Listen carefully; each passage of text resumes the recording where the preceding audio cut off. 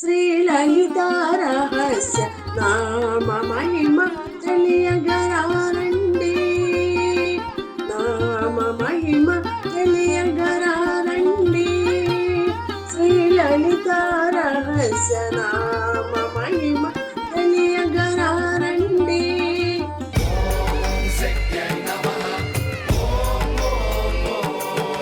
విజయశ్రీ గారు నమస్కారం అండి. నమస్కారం శ్రీలక్ష్మి గారు. విజయశ్రీ గారు నిన్న యుద్ధ వాతావరణం చెప్పారు. యుద్ధమైనా కూడా అమోఘమైన రూపకల్పనతో ఉందండి. ఎంత బాగుందో ఆ నామం. ఇలా చదువుతుంటే మీరు చెప్పినవన్నీ కళ్ళకు కట్టినట్టే ఉంటుంది. ఆ గజాలు అశ్వాలు వాళ్ళు డోలు కత్తులు పట్టుకొని యుద్ధం చేస్తున్నట్టు ముందు వెళ్ళి తర్వాత రాజశ్యామలాదేవి అద్భుతంగా మంత్రినిగా వచ్చేసింది. అసలు ఈ జీవితంలో మేము ఈ నామాల వివరణ అయితే మర్చిపోలేమండి. ఎంత చదివినా కూడా ఇంత వివరణ మాకు గుర్తు పెట్టుకోలేము. విన్న దీంతో బాగా గుర్తుండిపోతుంది. అవునండి శ్రీలక్ష్మి గారు, ఇప్పుడు మనం శ్యామలాదేవి వచ్చి కూర్చుంది. శ్యామలాదేవి వచ్చేసింది మంత్రిని రూపంలో. శ్యామలాదేవి వచ్చి కూర్చుంది, రథాన్ని ఎక్కింది, అమ్మవారిని సేవిస్తూ ఉన్నది. సర్వాయుధ పరిష్కృత, అన్ని ఆయుధాలు ఎక్కినటువంటి ఒక రథం మీద వచ్చింది ఆవిడ.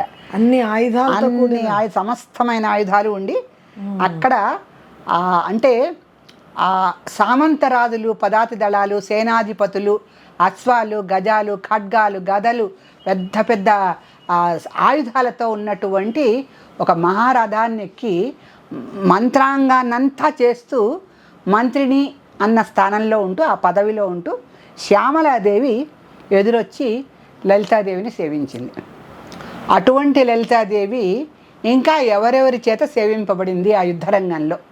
యుద్ధరంగంలో మహారాణి కదా, మహారాజ్ని వారు వస్తుంటే ఈ చిన్న చిన్న దేవతలందరూ ఆవిడని సేవిస్తున్నారన్నమాట. కిరిచక్ర రథారూఢ దండనాద పురస్కృత, ఇది కూడా చాలా అద్భుతమైన నామం అండి. కిరిచక్ర రథారూఢ, కిరిచక్రం అనేది ఇక్కడ ఒక యంత్రం పేరు. కిరిచక్రము అంటే ఒక యంత్రం పేరు. ఆ యంత్రం పేరే కిరిచక్రం. ఆ కిరిచక్రం ఉన్నటువంటి ఒక రథాన్ని ఎక్కి ఆవిడ ఒక దండనాథుడితో అంటే సేనాధిపతితో పురస్కృత వచ్చింది. ఈ దండనాథ రూపంలో ఉన్నటువంటి స్త్రీ దేవత ఎవరంటే వారాహి దేవత. ఇక్కడ ఇంతకుముందు మనకి శ్యామల వచ్చింది, ఇక్కడ దండనాథ పురస్కృత అని, పురస్కృత అంటే గౌరవింపబడటం. దండనాథ దీర్ఘం ఉందని స్త్రీలింగం కనుక దండనాథ పురస్కృత. దండనాథ అనేసరికి స్త్రీలింగం అయిపోయింది ఇక్కడ. ఈ దండనాథుడు ఎవరిక్కడ అంటే, ఈ దండనాథాదేవి ఎవరయ్యా అంటే వారాహి దేవత. వారాహి దేవత చేత కూడా అమ్మవారు సేవింపబడింది యుద్ధరంగంలో. ఆవిడ ఎలా వచ్చింది అంటే సచామర రమావాణి లాగా శ్యామల వారాహి సరిగ్గా చెప్పాడు. శ్యామల వచ్చింది ముందు సేవించింది, ఇటు నుంచి ఇప్పుడు వారాహి వచ్చింది. అందుకని కిరిచక్ర రథారూఢ దండనాథ పురస్కృత, దండనాథ పురస్కృత అంటే దండనాథ పురస్కృత. ఈ శ్రీమాత సేనానికంతా కూడా ఆ సైన్యాధిపతిగా ఉన్నటువంటి ఈ వారాహి దేవత ఎదురుకుండా వస్తోంది చక్కగా. ఆవిడ రథం పేరేంటి? కిరిచక్రం. ఆ కిరిచక్రాన్ని అధిరోహించి అంటే కొన్ని యంత్రాలు కూడా ప్రయోగించాల్సి వస్తుంది యుద్ధంలో. మంత్రాలకేమో మంత్రిని పరిసేవిత, మంత్రాంగం చేసిందంటే మంత్రాలు కాదు, దేవతా మంత్రాలు, రాజ్య మంత్రాంగాలు ఉంటాయి కదండి. మంత్రాంగం అంటే ఆలోచించే మంత్రాంగం అంతా ఉంటుంది కదా. వాళ్ళతో పాటు శ్యామలాదేవి వస్తే ఈవిడ కిరిచక్రాన్ని అనేటువంటి, కిరిచక్రము ఒక యంత్రం పేరు.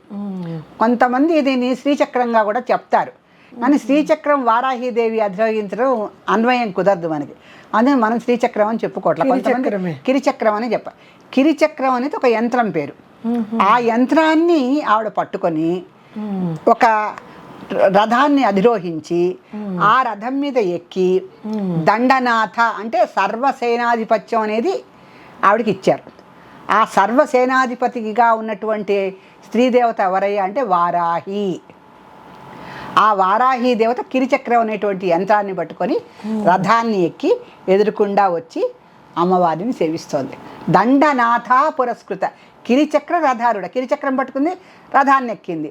ఏం చేసిన తర్వాత అలా పట్టుకున్నటువంటి ఆ స్త్రీ దేవత అయినటువంటి వారాహీదేవి పురస్కృత అమ్మవారిని సేవించింది. ఈవిడ ఇప్పుడు వారాహీ దేవత రాజశ్యామల అశ్వారూఢాతిష్ట సంపత్కరీ దేవి.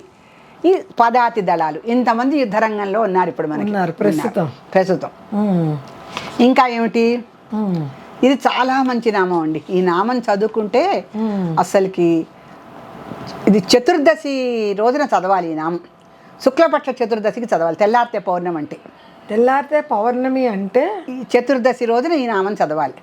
ఎందుకంటే జ్వాలామాలిని కాక్షిప్త వహ్ని ప్రాకార మధ్యగా. ఈ జ్వాలామాలిని అనేది ఒక దేవత పేరు.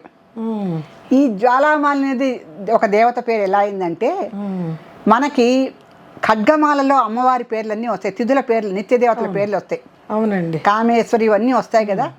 ఆ వచ్చినప్పుడు నిత్య దేవతల పేర్లు వచ్చినప్పుడు చతుర్దశికి మనం ఒకసారి చెప్పుకున్నామండి, అష్టమికి త్వరిత అనే పేరు ఉంది. అష్టమికి. అలాగే చతుర్దశికి జ్వాలామాలిని దేవత నిత్య దేవత. చతుర్దశికి జ్వాలామాలి శుక్లపక్ష చతుర్దశికి మాత్రమే జ్వాలామాల్యం. మళ్ళీ కృష్ణపక్షంలో చతుర్దశి రోజున వేరే దేవత వచ్చేస్తుంది. అంటే పైనుంచి కిందకి, కింద నుంచి పైకి పేర్లు మారిపోతూ ఉంటాయి. అష్టమి రోజు ఒక్క రోజే మారు. మా అష్టమి రోజు ఒక్కదానికి ఇటు కృష్ణపక్షంలో అటు శుక్లపక్షంలో త్వరిత అనేది వస్తుంది. ఇక్కడ మనం నిత్య దేవతల పేర్లన్నీ తర్వాత చెప్పుకుందాం. ఇక్కడ చతుర్దశి రోజున ఉన్నటువంటి ఆ శుక్లపక్షానికి అధినేత్రి దేవత ఎవరంటే జ్వాలామాలిని. ఆవిడ ఆ దేవత పేరే జ్వాలామాలిని. జ్వాలామాలిని కాక్షిప్త వహ్ని ప్రాకార మధ్యగా. జ్వాలామాలినికి ఆక్షిప్త అంటే నిక్షేపింపబడిన, అక్కడ పెట్టబడిన, వహ్ని అగ్ని, ప్రాకార ఆ చుట్టుపక్కలంతా, మధ్యగా మధ్యప్రదేశంలో ఉన్నది.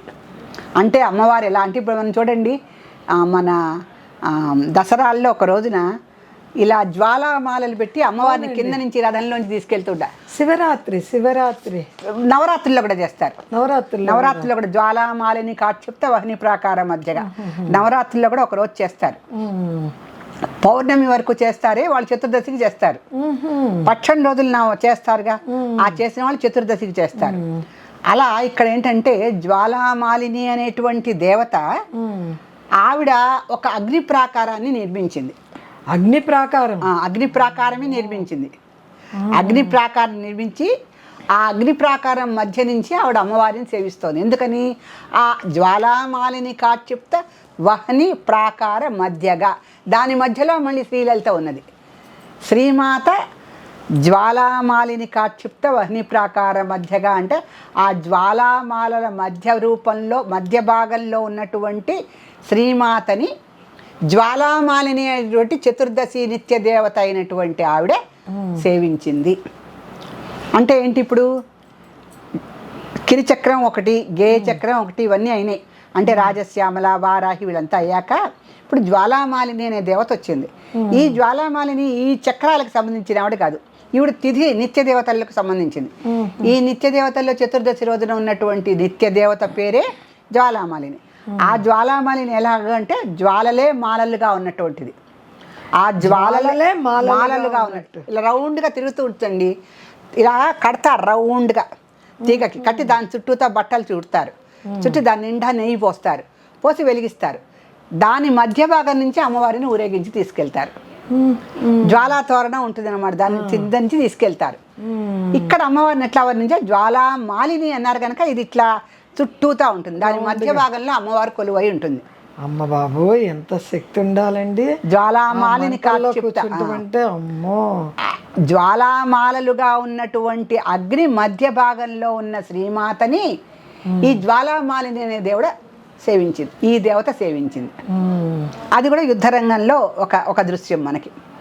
అందుకని జ్వాలామాలిని కాక్షిప్త వహ్ని ప్రాకార మధ్యగా అంటే అమ్మవారు ఎవరెవరి దేవత చేత సేవింపబడింది అనేదంటే జ్వాలామాలిని అనే నిత్యతిథి దేవత చేత కూడా ఆవిడ పూజింపబడింది. ఎక్కడ పూజింపబడింది అంటే జ్వాలామాలలుగా ఉన్న మధ్య భాగంలో ఆవిడ ఉంటే అక్కడ సేవింపబడింది. అది విజయశ్రీ గారు, మన సదాశివ కుటుంబంలో అమ్మవారి పుస్తక రూపంలో ఎవరింటికి వెళ్తుందో చెప్పండి. తప్పకుండానండి.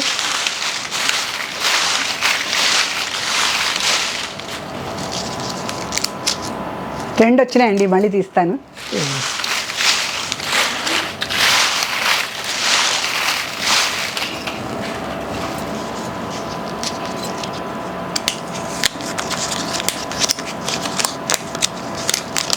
మంజుల కోటగిరి అండి. మంజుల కోటగిరి. కోటగిరి. మరి ఆ కోటగిరి ఎక్కడుందో మనకి తెలియదు. అమ్మ మంజుల, నీకు అమ్మవారి పుస్తకం అనుగ్రహంతో లభిస్తుంది. కోటగిరి ఎక్కడో ఏ ప్రదేశంలో ఉందో, అది ఆంధ్రదేశమా తెలంగాణనా చెప్పి, లేదంటే వేరే ఏమన్నా దేశాల్లో ఉందా చెప్పి దాని పిన్ కోడ్తో సహా మీరు తెలియజేస్తే మీకు పుస్తకం త్వరగా అందటానికి మాకు సహాయపడతారు. మంజుల గారు, స్క్రీన్ పైన వచ్చే నెంబర్కి మీరు పూర్తి చిరునామా, పిన్ కోడ్ నెంబరు వ్రాసి పంపించండి. తెలుగు క్యాపిటల్ భక్తి టీవీ వారు మీకు అందిస్తారు. శ్రీమాత్రే నమః. శ్రీమాత్రే నమః.